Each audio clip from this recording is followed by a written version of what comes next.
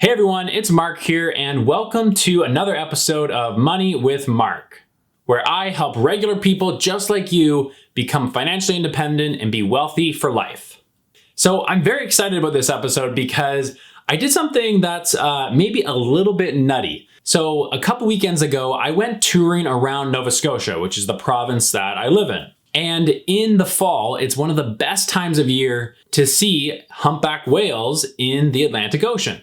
So I took a trip down to a very small town called Digby. And just a little bit of a drive from Digby, there's like all these whale watching expeditions that you can go on. And I went on one too, and it was like really incredible. If you ever travel up to Canada or over into Nova Scotia, I highly recommend in like August, September, October-ish, you go down here and you do some whale watching because it was an amazing experience. But when I was on this experience and I was staying in the town of Digby, and I went to the bank because I needed some money out because there was a farmer's market and I wanted to go and buy a couple things at the farmer's market and use cash to do that.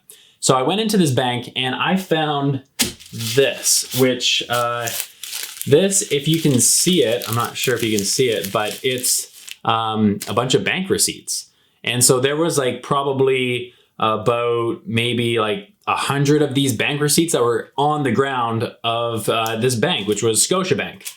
And so I did what any normal person would do, and I went and grabbed like 30 of these receipts with one question in mind, which is to compare my bank account to these 30 random individuals. But before I go looking through these receipts and finding out how much money everyone has in their bank account, make sure you hit the like button for the YouTube algorithm and just really honestly, please hit it because it would really mean the world to me to help spread this video to more people and spread these random leaks of personal information to more people. No, I'm just kidding about the spreading leaks of personal information. There's no personal information on here. It's just the pure numbers. But seriously, hit the like button though. It really helps. So for receipt number one, these people did some bank deposits and they deposited in $85. But before they deposited in $85, they had $23.90 in their bank account, which is not a lot of money, I'll be honest. It can buy you maybe like 2 pumpkin spice lattes or like 1 really good mojito with tax and tip, of course. So there we go. This person, $23, but now up to just over $100. So good for you, person number one. All right, person number two, let's see what we got here. Okay, this is a bit of a bigger one here. We got a balance of $623. So that's $600 more than this other person did. And it looks like this person actually deposited in the $600. So they were probably in the same situation as the first person where they had like $23 in their bank account and they added in $600. And so now they're up to $623.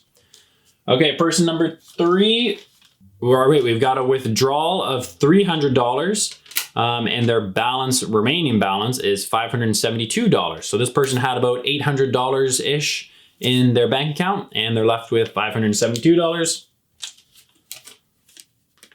Oh my God.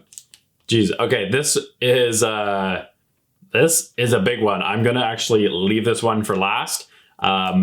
This is actually gonna be a little bit shocking. Okay, but before I get into the next ones, make sure you subscribe to my YouTube channel. This is a YouTube channel teaching you all about personal finances and how to better our money situation.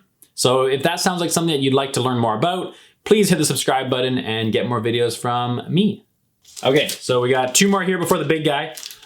This one's for a deposit of $80. They now have $91. So that means this person had $11 in their bank account before they deposited, but now they got 91 bucks.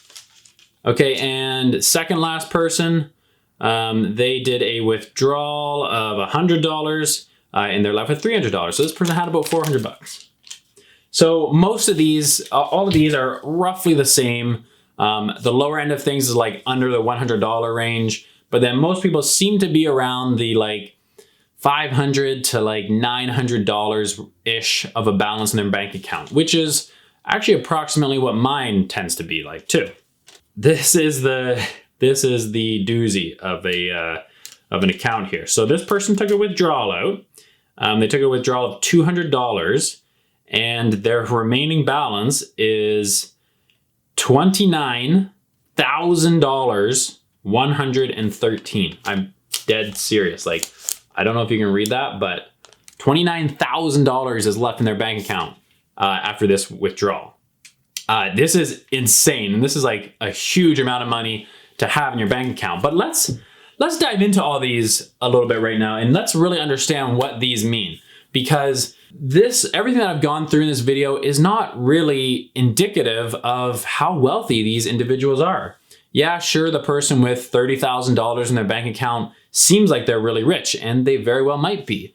But someone with, $50 or $90 in their bank account might actually have like hundreds of thousands or millions saved in other accounts that are invested. So they actually might be more wealthier than someone with $30,000 in their bank account, because that person with $30,000, we don't know anything about their situation. They could have just got a really big inheritance. They could have potentially just keep all their savings in their bank account. So maybe they don't even have any other investment accounts like a TFSA or RRSP, which is a 401k or Roth IRA for Americans. So these really don't give us that much insight into how wealthy people are. And just to give you an idea of how I usually keep things with myself, usually I have a little bit less than $1,000 in my bank account, because anything more than that, like when I get up to like closer to $2,000, I'll start to put more of that money into my savings accounts. And so that's where I go and invest in low cost index funds in the stock market, which if you want to learn how to invest, and if you want to learn about my top ETFs for Canadians, then I will link up to that video. You can click the little I button up in the corner of this video, and that'll take you to that. And now maybe this person who has the $30,000 in their bank account, maybe that's their emergency fund too.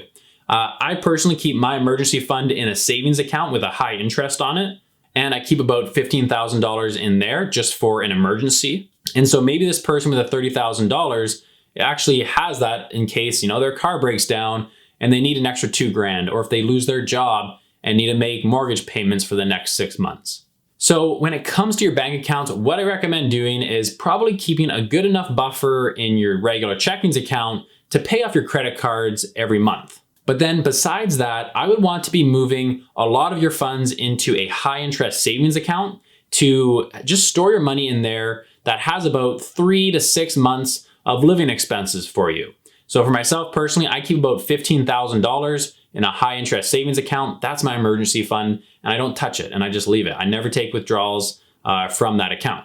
And then after you've filled up your emergency fund, I like to take the rest of that money and put it into investment accounts and tax advantage investment accounts. That's your Roth IRAs and TFSAs. So now I want to do an experiment. I want to know, how much money do you have in your bank account right now? Doesn't matter what your credit card bill is, or how much student loans you have, or how many investments you have. Just what is in your checking account? Because mine right now, I just checked it, is about $1,200. So I'm going to comment that in the comments on this video. And please, if you feel comfortable, comment how much you have in your checkings account. Keeping in mind, this is in no way indicative of how much wealth or how well off someone actually is. So let me know in the comments below this video. I'm just super curious to see what levels everyone keeps their bank accounts at. Thank you very much for tuning in. And if you want any suggestions for videos, please leave them in the comments below of this video or any one of my videos, which you can check out here. And then also please remember to subscribe to my YouTube channel here. And with that, you'll get more awesome content from me and Money with Mark. That's it for this time. I will see you in next week's episode. Peace out.